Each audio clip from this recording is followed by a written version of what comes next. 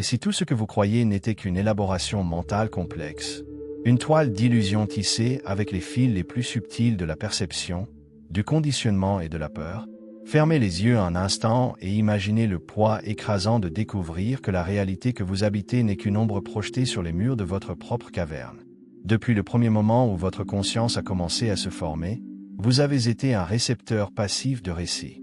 Famille, société, éducation, médias, chaque source déversant couche sur couche de vérités préfabriquées. Combien de ces vérités sont réellement les vôtres? Combien avez-vous simplement accepté sans jamais les remettre en question? L'être humain est un animal curieux, mais paradoxalement confortable. Nous préférons le confort de l'illusion au vertige du doute. Il est plus facile d'accepter le monde tel qu'on nous le présente que de déconstruire chaque couche de réalité qui nous a été imposée. Mais si le véritable courage ne résidait pas dans l'acceptation, mais dans le questionnement, pensez à la petite enfance. Vous souvenez-vous comment le monde était infiniment possible? Chaque objet pouvait être un univers, chaque ombre une histoire. Au fur et à mesure que nous grandissons, cette capacité à voir au-delà de l'évident est systématiquement amputée. L'éducation, qui devrait être un portail vers la connaissance, se transforme souvent en un mécanisme de standardisation.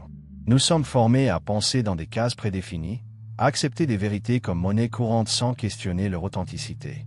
Les structures de pouvoir, qu'elles soient politiques, économiques, sociales, survivent précisément grâce à notre incapacité à questionner. Plus nous sommes conditionnés, plus nous devenons contrôlables. Chaque vérité incontestable est une chaîne invisible, un boulet qui limite notre capacité de perception et de transformation. Considérez le concept de réalité. Qu'est-ce qui définit réellement ce qui est réel? Nos sens nous trompent constamment. La science moderne a déjà prouvé que nous ne percevons qu'une infime fraction du spectre de la réalité. Ce que nos yeux voient, ce que nos oreilles entendent, ce que notre peau ressent, tout cela n'est qu'une minuscule fenêtre sur un univers infiniment plus complexe. Pensez à vos souvenirs. Ce que vous considérez comme vrai concernant votre passé est-il vraiment une représentation précise des événements? La mémoire humaine n'est pas une archive intacte, mais un processus de reconstruction constante. Chaque fois que nous nous souvenons de quelque chose, nous modifions légèrement ce souvenir. Nous sommes les narrateurs de notre propre histoire, éditant, modifiant, réécrivant sans même nous en rendre compte. Nietzsche nous mettait en garde contre le piège dangereux des vérités absolues. Il n'existe pas de faits, seulement des interprétations. Et chaque interprétation est un filtre à travers lequel nous construisons notre réalité. Nous sommes des artistes de la perception, peignant le monde avec les couleurs de nos croyances les plus intimes, souvent sans réaliser que nous sommes les créateurs même de cette illusion. Et que dire de nos émotions? Ce que nous ressentons est-il authentique ou simplement une réponse programmée? Notre cerveau est un maître de la simulation, capable de créer des réalités entières basées sur des stimuli minimes. La peur que vous ressentez, l'amour que vous embrassez, la colère qui vous consume, sont-ils vraiment vôtres ou simplement des schémas de survie développés au cours de millénaires d'évolution? Plongeons plus profondément. Les croyances que nous portons sont comme les couches d'un oignon. Épluchées en une autre apparaît. Et chaque couche a été plantée par quelqu'un, parent, enseignant, chef religieux, influenceur, médias. Combien de ces croyances sont réellement des choix conscients? Combien sont simplement des héritages non questionnés? Observez les systèmes de croyances. Religion, idéologie politique, systèmes économiques, tous fonctionnent comme des récits complexes qui nous convainquent d'une vision particulière du monde. Mais si ces récits n'étaient que des jeux élaborés de manipulation, des outils pour maintenir des structures de pouvoir, pour contrôler les masses à travers l'illusion du choix, l'identité que vous portez, profession, nationalité, rôles sociaux, ce sont des masques. Importants, oui, mais pas l'essence. Qui êtes-vous lorsque vous retirez toutes ces couches? Lorsque vous vous débarrassez de tous les conditionnements, de toutes les attentes sociales, il existe un territoire inexploré en vous. Un espace au-delà des récits imposés, au-delà des schémas de pensée hérités. Un lieu où habite la véritable liberté. Non pas la liberté superficielle de choisir entre des options prédéfinies, mais la liberté radicale de remettre en question la structure même de ses choix. Le doute n'est pas destruction, c'est une méthode. Chaque certitude que vous abandonnez n'est pas une perte, mais un gain exponentiel de conscience. C'est comme si à chaque couche retirée, un nouvel univers de possibilités s'ouvrait. Il ne s'agit pas de nier, mais d'élargir. De comprendre que la vérité n'est pas une destination, mais un voyage infini de découvertes. Imaginez-vous comme un archéologue de la conscience. Fouillant des couches de conditionnement, enlevant des sédiments de croyances héritées. Chaque pensée est un fossile, chaque croyance un artefact d'une civilisation intérieure pas encore complètement comprise. Le courage ne réside pas dans l'acceptation, mais dans le questionnement constant, dans le maintien d'un état de curiosité permanente. Être un éternel apprenant, un explorateur des territoires intérieurs. Reconnaître que la vraie connaissance n'est pas quelque chose que l'on conquiert, mais un processus continu de déconstruction et de reconstruction. Et si tout ce que vous croyez était un mensonge, c'est peut-être la question la plus libératrice que vous puissiez poser. Non comme une invitation au scepticisme destructeur, mais comme un appel à l'expansion de la conscience. Une invitation à regarder au-delà des frontières connues, vers les territoires infinis du possible. Fermez les yeux. Respirez profondément. Sentez le poids et la légèreté de cette possibilité. Vous n'êtes pas défini par les vérités que vous portez, mais par le courage de les remettre en question. C'est maintenant à votre tour. Plongez profondément. Quelle est la plus grande croyance qui vous emprisonne? Quelle vérité êtes-vous prêt à déconstruire? Partagez dans les commentaires. Chaque mot est un pas vers une compréhension plus profonde de vous-même. Mais et si le mensonge était en réalité un portail vers une compréhension plus profonde? Et si chaque illusion que vous portez était une invitation à un voyage de découverte de soi? Imaginez le mensonge non comme un obstacle, mais comme un terrain fertile pour la croissance de la conscience. Observez les systèmes de pouvoir autour de vous. Pas seulement les gouvernements ou les institutions, mais les systèmes micropolitiques qui traversent chaque relation, chaque interaction. Comment les récits sont-ils construits? Qui bénéficie lorsque vous acceptez passivement les vérités qui vous sont présentées? Chaque croyance est un territoire de négociation. Chaque pensée une arène de dispute entre ce qui a été imposé et ce qui peut être transformé. Le langage même est un mécanisme d'emprisonnement. Les mots que nous utilisons ne sont pas seulement des outils de communication, mais des structures qui façonnent notre perception de la réalité. Chaque terme porte en lui des couches de signification historique, culturelle, idéologique. Quand nous parlons, nous répétons beaucoup plus que ce que nous imaginons. Nous reproduisons des schémas de pensée qui nous précèdent. Pensez à la technologie. Ces dispositifs qui nous connectent au monde sont-ils des fenêtres de liberté ou des mécanismes sophistiqués de contrôle? Les réseaux sociaux, les algorithmes, l'intelligence artificielle, tout semble conçu pour nous maintenir dans des bulles de confirmation, alimentant nos croyances préexistantes, créant l'illusion du choix là où il n'existe que de la manipulation. La conscience n'est pas une destination, mais un champ de bataille. Chaque pensée est un acte de résistance ou de soumission. Vous choisissez constamment entre reproduire des récits hérités ou créer de nouvelles voies de compréhension. La liberté ne réside pas dans l'acceptation, mais dans le questionnement continu des limites imposées. Considérez le concept de temps. Qu'est-ce qui définit réellement notre perception temporelle? Ne sommes-nous pas simplement prisonniers d'une construction linéaire qui nous a été présentée? La réalité pulse en multiples dimensions, et notre perception limitée nous fait croire en une progression unique et inexorable. Les émotions que nous ressentons sont-elles vraiment les nôtres ou des résonances de schémas collectifs? Notre système nerveux est un récepteur extrêmement sensible, captant des fréquences émotionnelles bien au-delà de ce que notre conscience immédiate peut comprendre. Nous sommes plus connectés que nous ne l'imaginons, plus influençables que ne le voudrait notre illusion d'individualité. La véritable révolution se produit en silence. Non pas dans les mouvements bruyants de masse, mais dans les petits actes de conscience individuelle. Chaque fois que vous remettez en question une croyance, chaque moment où vous permettez au doute d'habiter votre pensée, vous démantelez des structures invisibles de contrôle. Notre cerveau est un créateur de réalité. Il ne reproduit pas le monde, il le construit activement à chaque instant. Chaque perception est une interprétation, chaque souvenir une reconstruction. Nous n'existons pas passivement dans le monde, nous le créons continuellement à travers nos filtres perceptifs.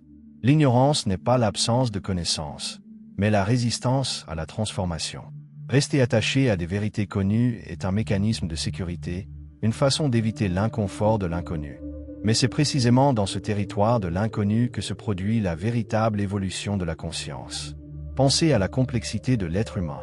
Nous sommes des êtres paradoxaux, capables d'amour et de haine, de compassion et de destruction, d'intuition profonde et de la plus absolue superficialité. Cette multiplicité est notre plus grande richesse et notre plus grand défi. Accepter la contradiction est le premier pas vers une compréhension plus large. La vérité est un territoire en constante mutation. Il n'existe pas de vérité absolue, mais des processus continus de découverte. Chaque certitude que nous abandonnons ne nous affaiblit pas, au contraire, Elle nous rend plus flexibles, plus capables de comprendre la complexité du réel. Nous sommes toujours au seuil d'une découverte. Chaque pensée est un portail, chaque doute une clé. Le véritable voyage ne consiste pas à trouver des réponses, mais à apprendre à poser des questions toujours plus profondes et plus stimulantes. La conscience est un territoire infini de possibilités inexplorées. Chaque pensée que nous traversons porte en elle des milliers d'univers encore non cartographiés. Nous sommes des explorateurs d'un monde intérieur aussi vaste que le cosmos extérieur. Notre esprit n'est pas une limite, mais un portail vers des réalités encore incomprises.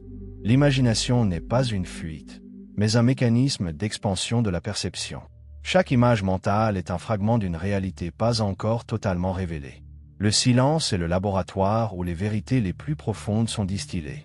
Quand nous cessons de consommer des informations externes, quand nous plongeons dans la quiétude intérieure, nous commençons à entendre les murmures de notre propre essence. Ce silence n'est pas une absence, mais un champ de puissance où naissent les pensées les plus révolutionnaires. Ce n'est pas un vide, mais un espace de gestation d'intuition. La véritable révolution se produit d'abord dans le territoire interne, loin du bruit assourdissant du monde extérieur. Chaque moment d'introspection est un acte de résistance contre le conditionnement massif. Les structures de pouvoir survivent grâce à notre peur de questionner.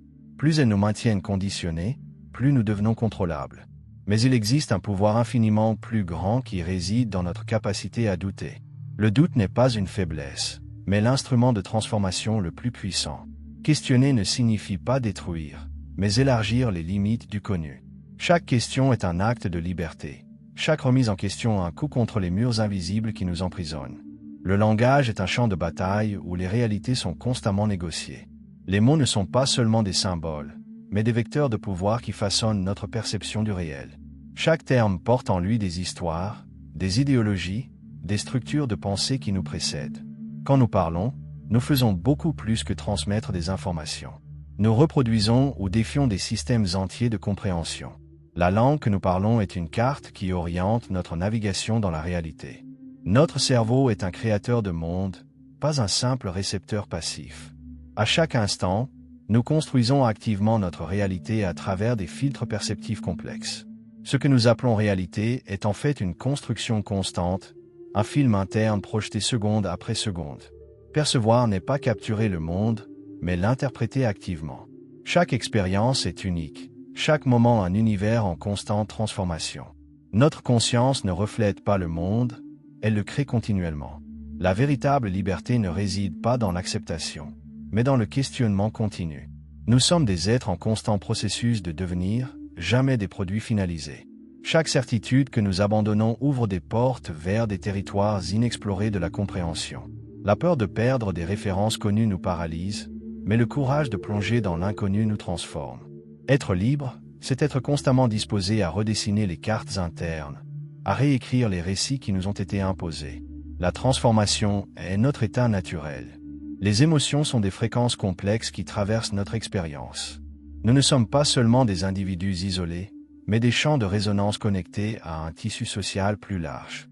Sentir est un acte de co-création, où nos états internes dialoguent constamment avec des champs énergétiques plus vastes.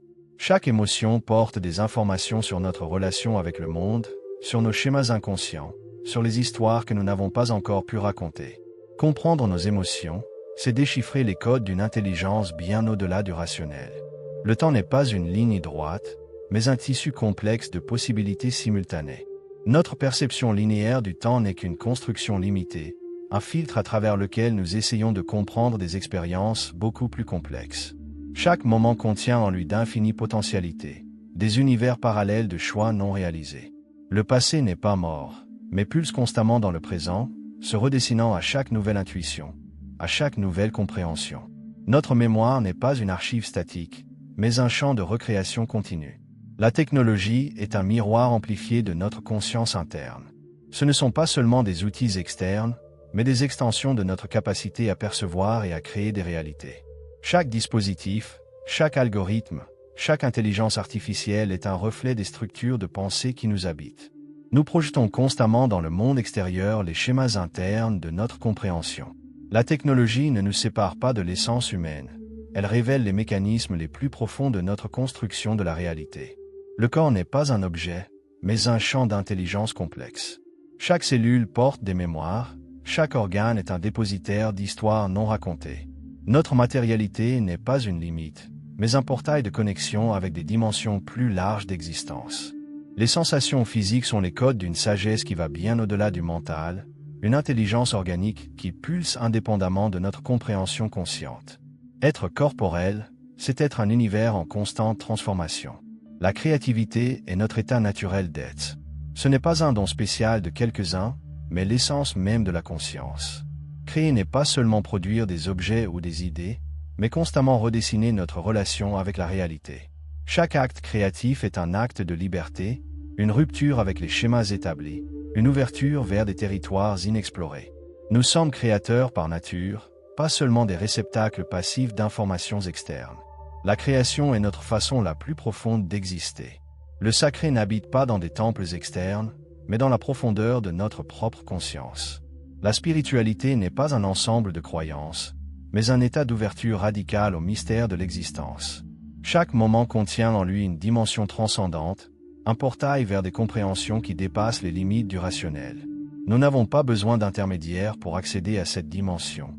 Elle pulse en nous, attendant d'être reconnue. La véritable connexion spirituelle est un acte d'autoconnaissance radicale, de plonger dans les couches les plus profondes de l'être. Les systèmes éducatifs traditionnels sont des machines de conditionnement, pas de véritable apprentissage. Éduquer ne devrait pas être un processus pour mouler les personnes selon des modèles préétablis, mais pour éveiller l'intelligence naturelle qui habite en chaque être. La vraie connaissance ne se transmet pas, elle se provoque. C'est un processus de dévoilement, d'élimination des couches de conditionnement pour que la compréhension authentique puisse émerger. Chaque individu porte en lui un univers de possibilités qui va bien au-delà des programmes standardisés. Apprendre est un acte de révolutionner continuellement notre relation avec le monde. Et maintenant, une invitation à aller plus loin. Ceci n'est pas seulement une chaîne, mais un laboratoire de conscience. Chaque vidéo est un portail, chaque réflexion une clé pour dévoiler les couches les plus profondes de notre existence. Partagez dans les commentaires. Quelle est la plus grande vérité que vous avez déjà remise en question? Quelle certitude vous emprisonne aujourd'hui? Chaque commentaire est un acte de courage, un pas vers la connaissance de soi. Abonnez-vous non pas pour moi, mais pour vous. Parce que chaque clic est un acte de résistance contre la pensée superficielle. Chaque « j'aime » est un geste d'ouverture à de nouvelles possibilités. Chaque partage est une invitation pour que d'autres explorent les territoires inexplorés de la conscience. La vérité n'est pas là-bas. La vérité pulse en vous, attendant d'être dévoilée.